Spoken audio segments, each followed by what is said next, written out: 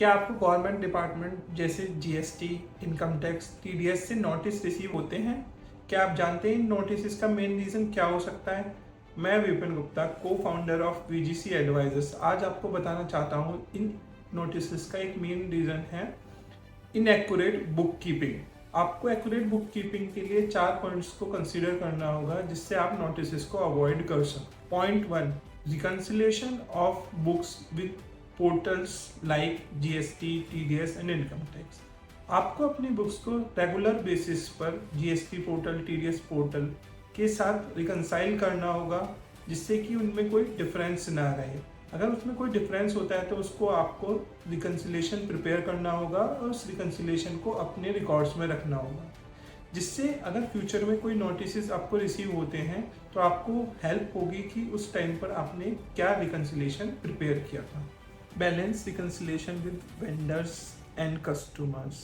Normally ऐसा देखा जाता है कि हम वेंडर्स के साथ अपना बैलेंस मैच नहीं करते हैं या कस्टमर्स के साथ अपना बैलेंस मैच नहीं करते हैं और उन्होंने हमारे लेजर्स में credit note, debit note, discount vouchers या रॉन्ग बिल एंट्री और रॉन्ग पेमेंट एंट्री की होती है, जिससे जब हमें नोटिस रिसीव होता है और हम उनसे अपना कॉरस्पॉन्डिंग लेजर मांगते हैं तब उनका बैलेंसेस मैच नहीं होते हैं और हमें नोटिस में प्रॉब्लम होती है।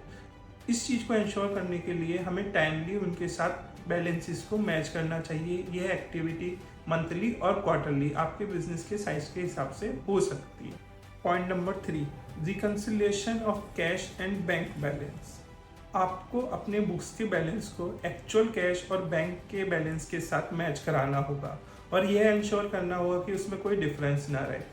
बहुत बार ये देखा गया है कि आपके बुक्स बैंक बैलेंस में और एक्चुअल बैंक बैलेंस में डिफरेंस होता है और उसका कोई रिकन्सिलेशन प्रिपेयर नहीं होता। तो हमें उनका, अगर उसमें कोई डिफरेंस है तो उनका रिकन्सिलेशन प्रिपेयर करके रखना चाहिए जिससे हमें नोटिस के रिप्लाई करने में मदद होगी। Point number 4, reconciliation of personal expenses and business expenses.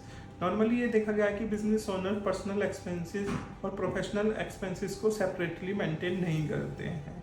Accurate book keeping के लिए हमें पर्सनल एक्सपेंसेस को और बिजनेस एक्सपेंसेस को सेपरेटली मेंटेन करना होगा, जिससे कि अगर नोटिस रिसीव होते हैं तो उस टाइम पर हमें एक्सप्लेनेशन देने में मदद मिलेगी। अगर आपको इससे रिलेटेड और कोई भी क्वेरी है तो आप नीचे कमेंट बॉक्स में पूछ सकते हैं, मुझे आपके क्वेश्चंस का आंसर देने में खुशी होगी।